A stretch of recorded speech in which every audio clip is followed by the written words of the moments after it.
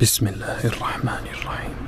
وما ينطق عن الهوى إن هو إلا وحي يوحى. بسم الله والصلاة والسلام على رسول الله أما بعد فأعوذ بالله من الشيطان الرجيم. بسم الله الرحمن الرحيم. يسألونك عن الأنفال قل الأنفال لله والرسول فاتقوا الله وأصلحوا ذات بينكم وأطيعوا الله ورسوله إن كنتم مؤمنين. صدق الله العظيم. نہایت محترم مکرم ناظرین، آج ہم آپ حضرات کی خدمت میں 8ویں تراویح کے خلاصے کے طور پر سورہ انفال اور سورہ توبہ کا اکثری حصہ پیش کریں گے، یعنی کہ 9ویں پارے کے ثلث سے 10ویں پارے کے مکمل تک، 9ویں پارے کے پون سے 10ویں پارے کے مکمل ہونے تک کی تراویح کا خلاصہ پیش کر رہے ہیں۔ آج کا آغاز سورہ انفال سے ہوتا ہے۔ سورہ انفال، انفال نفل کی جمع ہے۔ نفل تو آپ سنتے بھی رہتے ہیں، جانتے بھی ہیں اور پڑھتے بھی ہیں۔ نفل کا معنی ہے زائد چیز، نفل کا معنی ہے زائد چیز، فرض، واجب، سنت، نفل۔ تو ہم جو نفل پڑھتے ہیں وہ فرض، واجب اور سنت کے درجے سے بڑھ کر اللہ کی مزید عبدیت کے اظہار کے لیے ہم لوگ نفل کو ادا کرتے ہیں۔ لیکن یہاں پر نفل جو ہے، نفل کا اصطلاحی معنی مال فے، مال غنیمت، زمانے قدیم میں ہو یا عصر حاضر میں ہو، جن ممالک میں جنگیں ہوتی ہے، لڑائی ہوتی ہے، وار ہوتا ہے، ورلڈ وار کو جانتے ہیں، فرسٹ سیکنڈ تھرڈ کب ہوگا پتہ نہیں، اللہ عافیت مقدر کرے۔ تو ایسے موقع پر ظاہر بات ہے کہ ایک قوم فاتح ہوتی، دوسری قوم مفتوح ہوتی، ایک غالب ہوتا، دوسرا مغلوب ہوتا۔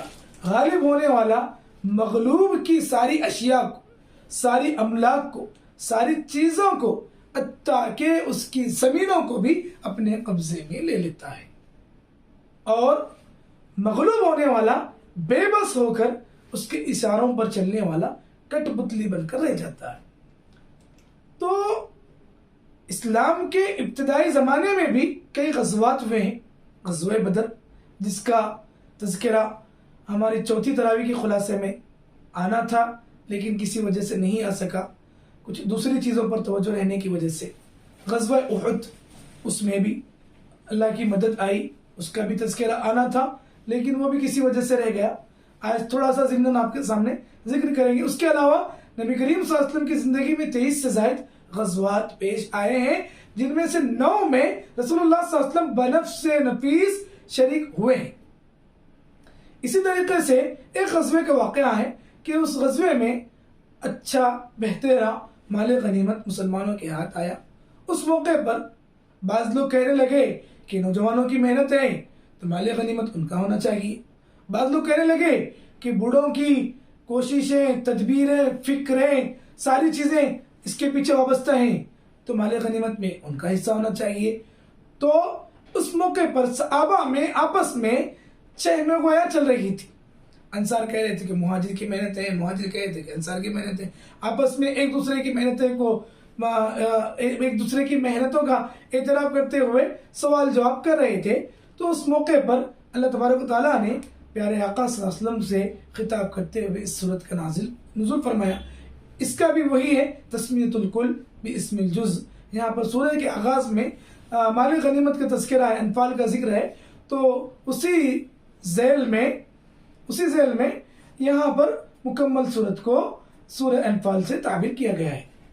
سورہ انفال میں اللہ تعالیٰ فرماتے ہیں یسألونک عن الانفال، میرے پیارے حبیب صلی اللہ علیہ وسلم، یہ لوگ آپ سے مال غنیمت کے بارے میں پوچھتے ہیں۔ قل الانفال للہ والرسول، تو آپ کہہ دیجئے کہ مال غنیمت تو اللہ اور اس کے رسول کا ہے۔ فاتقوا اللہ، تم اللہ سے ڈرو، واصلحوا ذات بینکم، اور تم لوگ اپنے آپسی حالات کو، آپسی معاملات کو درست کر لو۔ واطیعوا اللہ ورسولہ ان کنتم مؤمنین، اگر تم سچے پکے مومن ہیں، اپنے دعوے میں وعدے میں پکے ایمان والے ہیں، تو تم اللہ اور اس کے رسول کی اطاعت کرو۔ اللہ اور اس کے رسول کی اطاعت ایک مومن کے لیے امر لابدی، امر ضروری اور اہم ترین چیز ہے۔ اللہ تعالیٰ نے اس سے پہلے کئی مقامات پر سورہ بقرہ میں بھی بیان فرمایا قُلْ إِن كُنتُمْ تُحِبُّونَ اللَّهَ فَاتَّبِعُونِي يُحْبِبْكُمُ اللَّهُ وَيَغْفِرْ لَكُمْ ذُنُوبَكُمْ وَاللَّهُ غَفُورٌ رَحِيمٌ۔ اللہ تعالیٰ فرماتے ہیں کہ اے میرے پیارے حبیب صلی اللہ علیہ وسلم، آپ اپنے امتیوں سے کہہ دیجئے کہ اگر تم اللہ سے محبت کرنا چاہتے ہو، واقعتاً تم اللہ سے محبت رکھتے ہو، تو تم میری یعنی محمد رسول اللہ صلی اللہ علیہ وسلم کی اتباع کرو، آپ کے طریقوں پر چلو، یحببکم اللہ، اللہ تم سے محبت کرے گا۔ کتنی بڑی بات ہے۔ ایک ہے کسی شخص کا، کسی بڑی ہستی کا، ایک عام نچلی سطح والے آدمی کو چاہنا، ایک ہے کسی نچلی سطح والے آدمی کا کسی بڑی ہستی کو چاہنا۔ مثلا کوئی یہ کہہ دے کہ میں محمد رسول اللہ صلی اللہ علیہ وسلم سے محبت کرتا ہوں، تو یہ ایک فطری اور طبیعی چیز ہے۔ ہر انسان، ہر ایمان والا جو ہے محمد رسول اللہ صلی اللہ علیہ وسلم سے محبت رکھتا ہے، لیکن وہ انسان کتنا خوش قسمت ہوگا کہ جس کے متعلق جناب محمد رسول اللہ صلی اللہ علیہ وسلم فرمائے کہ میں فلاں سے محبت کرتا ہوں۔ ایک مثال تھی، اس سے بڑا درجہ جو ہے اللہ کی محبت کا ہے کہ سارے مومن کہتے ہیں کہ ہم اللہ سے محبت کرتے ہیں، اسی لیے نماز پڑھتے ہیں، اسی لیے روزہ رکھتے ہیں، اسی لیے زکوٰۃ دیتے ہیں، اسی لیے حج کرتے ہیں، اسی لیے صدقات دیتے ہیں۔ کیوں؟ اس لیے کہ ہم اللہ سے محبت کرتے ہیں۔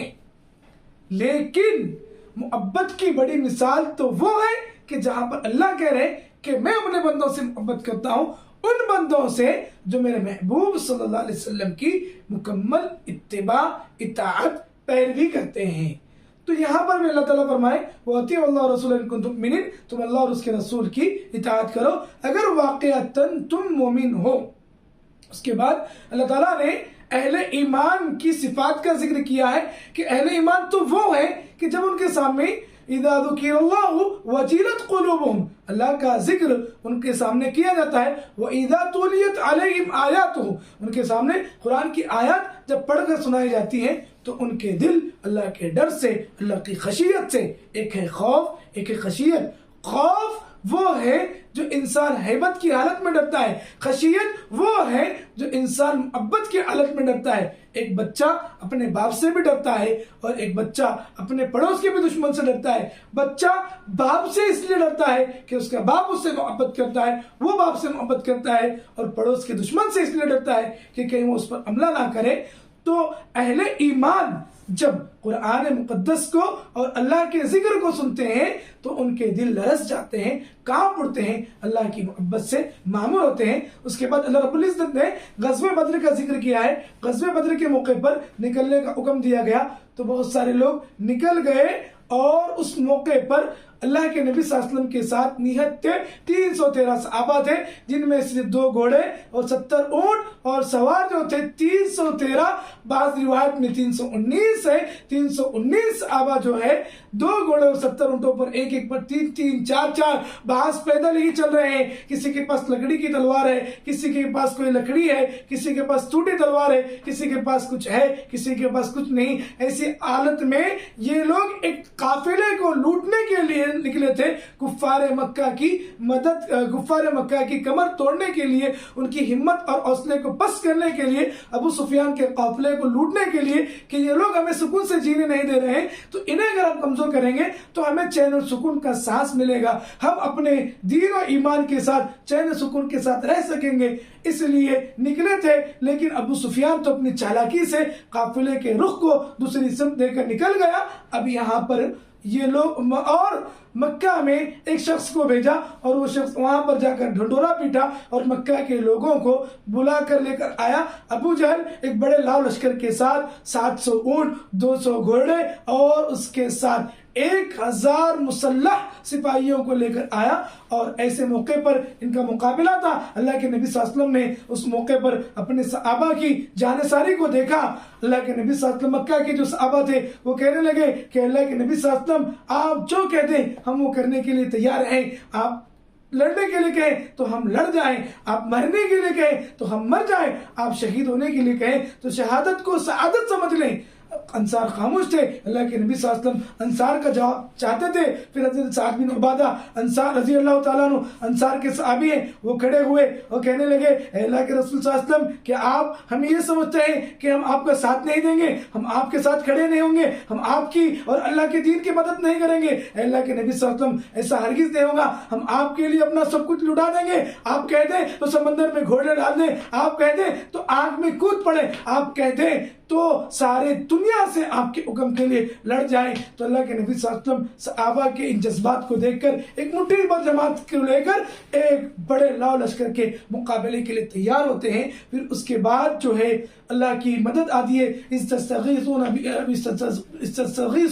کہ جب اس وقت کو یاد کرو جب تم اللہ سے مدد کو طلب کر رہے تھے، پھر اللہ نے تمہاری مدد کی اور 1000 فرشتوں کو نازل فرمایا، اور ان 1000 فرشتوں کے ذریعے سے اللہ نے تمہاری مدد کی، تم فتحیاب ہوئے، غالب ہوئے۔ پھر اس کے بعد جو ہے اللہ رب العزت نے 10ویں پارے کے آغاز میں مال غنیمت، شروع میں چونکہ یہ لوگ مال غنیمت کے متعلق سوال کر رہے تھے، وہاں پر فرمایا وَاعْلَمُوا أَنَّمَا غَنِمْتُم مِّن شَيْءٍ فَأَنَّ لِلَّهِ خُمُسَهُ وَلِلرَّسُولِ، تم لوگ جان لو کہ مال غنیمت جو ہے وہ اللہ کے لیے ہے اور اس کے رسول کے لیے اس کا 5واں حصہ، خمس، یعنی کہ 100 میں سے 20 وہ اللہ اور اس کے رسول کے لیے، باقی کا مجاہدین کے لیے اور جہاد میں شرکت کرنے والوں کے لیے۔ اس طریقے سے اللہ رب العزت نے مال غنیمت کی تقسیم بیان فرمائی۔ اس کے بعد فرمایا کہ غزوہ بدر کا دن جو ہے وہ حق اور باطل کے درمیان یوم الفرقان، کہ یہ حق اور باطل کے درمیان فرق کرنے والا دن ہے۔ پھر اس کے بعد جو ہے اللہ تعالیٰ نے وَأَطِیعُوا اللَّهَ وَرَسُولَهُ وَلَا تَنَازَعُوا فَتَفْشَلُوا وَتَذْهَبَ رِیحُکُم وَاصْبِرُوا إِنَّ اللَّهَ مَعَ الصَّابِرِینَ، کہتے ہیں کہ اللہ اور اس کے رسول کی اطاعت کرو اور تم لوگ آپس میں مضبوطی کے ساتھ متحد ہو کر جمع رہو، آپس میں آپسی اختلافات میں الجھ کر مت رہو، ورنہ تمہاری ہوا بکھر جائے گی اور تم لوگ آپس میں ٹوٹ کر رہ جائیں گے، باطل اور تمہارے مخالفین اس کا فائدہ اٹھائیں گے۔ پھر اس کے بعد جو ہے اللہ تعالیٰ اپنے فضل کو، اپنے کمال کو بیان کیے ہیں کہ اللہ کے فضل سے ہی تمہارے لیے مومن ہوا، تمہارے لیے ممکن ہوا کہ تم لوگ اتنی بڑی فتح حاصل کرے اور تم لوگ غالب ہوئے۔ اس کے بعد اللہ رب العزت نے سورہ انفال کے آخر میں دین پر، ایمان پر مضبوطی کے ساتھ جمع رہنے کا حکم دیا ہے۔ یا ایھا الذین آمنوا اصبروا وصابروا ورابطوا واتقوا اللہ لعلکم تفلحون، اے ایمان والو تم لوگ دین پر ایک دوسرے کو مضبوطی کے ساتھ جمائے رکھو اور اللہ سے ڈرتے رہو تاکہ تم لوگ کامیاب ہو جاؤ۔ اس کے بعد سورہ برات، سورہ توبہ بھی اس کا نام ہے، اس کا آغاز ہے۔ یہ سورت اللہ رب العزت کی نہایت غضب کے عالم میں نازل ہوئی ہے۔ بعض مفسرین نے لکھا ہے کہ اسی وجہ سے سورت کے آغاز میں بسم اللہ نہیں ہے، اور بعض مفسرین نے لکھا ہے کہ اللہ نے چاہا نہیں ہے، اور مختلف آراء ہیں۔ بس براءۃ من اللہ ورسولہ، یہاں پر مشرکین، منافقین، کافرین سے براءت کا اظہار کیا گیا ہے۔ پھر اس کے بعد جو ہے اللہ رب العزت کہتے ہیں کہ فَيَكُونُ الْمُشْرِكِينَ عَهْدٌ عِندَ اللَّهِ وَعِندَ رَسُولِهِ، جو لوگ مشرک ہیں، اللہ کے علاوہ کئی لوگوں کو معبود باطلہ کو مانتے ہیں، تو ان لوگوں پر کیسے عہد و پیمان کیا جاتا ہے، ان لوگوں سے ان پر کیسے بھروسہ ان پر کیا جا سکتا ہے۔ پھر اس کے بعد جو ہے اللہ تعالیٰ نے کچھ لوگوں نے توبہ کی، ان کی توبہ کو قبول کیا، اس کا ذکر کیا ہے۔ پھر اس کے بعد جو ہے حضرت عزیر علیہ السلام جن کا ذکر تیسرے پارے میں دوسری تراویح میں آیا تھا کہ نصارہ جو ہے حضرت عزیر کو اللہ کا بیٹا مانتے ہیں۔ وقالت الیہود عزیر، یہود جو ہیں حضرت عزیر علیہ السلام کو اللہ کا بیٹا مانتے ہیں۔ وقالت الیہود عزیر ابن اللہ وقالت النصارى المسیح ابن اللہ، کہ یہود کہتے ہیں کہ عزیر اللہ کے بیٹے ہیں، اور نصارہ کہتے ہیں کہ حضرت عیسیٰ اللہ کے بیٹے ہیں، حالانکہ ایسا کچھ بھی نہیں ہے۔ یہ دونوں اللہ کے نیک بندے، اللہ نے پیدا کیا، اللہ نے اور ان لوگوں نے بھی یہ حکم دیا کہ صرف اللہ کی عبادت کرو، اسی کے ساتھ کسی کو شریک مت کرو۔ پھر اس کے بعد کہتے ہیں کہ یہ لوگ تاریکیوں میں، گمراہیوں میں گھومتے ہوئے حق تلاش کرتے ہیں، اور اس کے ساتھ یہ لوگ حق کو نہیں پا سکتے، حق تو اللہ کی طرف سے ہے۔ پھر اللہ تعالیٰ کہتے ہیں کہ ان میں سے بہت سارے لوگ گمراہ ہیں اور بہت سارے لوگ راہ راست پر اور ہدایت پر ہیں۔ اس کے بعد جو ہے اللہ رب العزت نے زکوٰۃ نکالنے کا حکم دیا ہے. زکوٰۃ کے لیے تاکیدی حکم جو قرآن مقدس میں اقیموا الصلاۃ وآتوا الزکاۃ بہت سارے مقامات پر ہے، لیکن زکوٰۃ کا جو تاکیدی حکم ہے وہ اسی صورت میں، اس صورت کے اس حصے میں ہے. یہاں پر اللہ رب العزت کہتے ہیں والذین یکنزون الذهب والفضة ولا ينفقون في سبيل الله فبشرهم بعذاب أليم. وہ لوگ جو اپنے مالوں کو اللہ کے راستے میں خرچ نہیں کرتے بلکہ جمع کر رکھتے ہیں، سونا چاندی زیورات، تو اللہ تعالیٰ اسی سونے اور چاندی کو پگھلا کر جہنم کی آگ بنا کر اس سے ان کو داغیں گے. یوم یحمى علیہا فی نار جہنم فتکوی بہا جباہہم، ان کی پیشانیوں کو اس سے داغا جائے گا، وجنوبہم، ان کے پہلوؤں کو، بازوؤں کو، وظہورہم، اور ان کے پشتوں کو، پیٹوں کو، اور کہا جائے گا ھذا ما کنزتم لانفسکم، یہ وہی ہے جس کو تم جمع کرتے تھے، تو فذوقوا ما کنتم تکنزون، تو اس کا مزہ چکھو تم جو جمع کر کے رکھتے تھے. یہ ان لوگوں کے لیے وعید ہے جو زکوٰۃ نہیں نکال کرتے تھے، اللہ کے مال کا حق ادا نہیں کرتے تھے. جو لوگ اللہ کے مال کا حق ادا کرنے والے ہیں، زکوٰۃ ادا کرنے والے ہیں، ان لوگوں کے لیے زکوٰۃ کے مصارف کو بیان کیا گیا ہے. انما الصدقات للفقراء والمساکین والعاملین علیہا والمؤلفة قلوبهم وفي الرقاب والغارمین فی سبیل اللہ وابن السبیل فریضۃ من اللہ واللہ علیم حکیم. زکوٰۃ کے 8 مصارف کو اللہ نے یہاں پر بیان کیا ہے. پھر اس کے بعد جو ہے اللہ تعالیٰ جو ہے مومنین کا ذکر، منافقین کا ذکر کیا ہے کہ منافقین کی بدمعاشی، بدعنوانی، ان کی دھوکہ دہی اور ان کا انجام بیان کیے. اس کے بعد مومنین کی خوبیاں اور مومنین کا اللہ کے احکامات پر، اللہ کے رسول کے طریقوں پر چلنے کو بیان کیے ہیں، اور رسول کے احکامات پر رسول کے لیے مر مٹنے کے لیے تیار ہونے کو بیان کیے ہیں. اس کے بعد جو ہے منافقین کا انجام بیان کیے ہیں. یہاں پر ایک واقعہ ہے، ایک آیت ہے استغفر لهم او لا تستغفر لهم ان تستغفر لهم 70 مرة فلن يغفر الله لهم. یہ آیت کا مطلب یہ ہے، یہ آیت کا ایک بیک گراؤنڈ ہے، یہ ایک آیت، اس آیت کا ایک پس منظر ہے. عبداللہ بن ابی بن سلول منافقوں کا جو سردار تھا وہ مر گیا. مرنے کے بعد اس کے بیٹے حضرت عبداللہ رضی اللہ تعالیٰ عنہ اللہ کے رسول صلی اللہ علیہ وسلم کے صحابی تھے، وہ رسول اللہ صلی اللہ علیہ وسلم کی خدمت میں حاضر ہو کر کہنے لگے اے اللہ کے رسول صلی اللہ علیہ وسلم، میں جانتا ہوں کہ میرے باپ نے آپ کو بہت تکلیف دی ہے، اس نے بہت ستایا ہے، آپ کو ٹھیس پہنچائی ہے، دین کو نقصان پہنچائے، لیکن میری خواہش ہے کہ آپ میرے والد کی نماز جنازہ ادا فرمائیں. ہو سکتا ہے کہ آپ کے نماز جنازہ ادا فرمانے سے میرے والد کی اللہ بخشش کر دیں، مغفرت کر دیں. تو اللہ کے نبی صلی اللہ علیہ وسلم اس کی عبداللہ بن ابی بن سلول کی نماز جنازہ ادا کیے ہیں.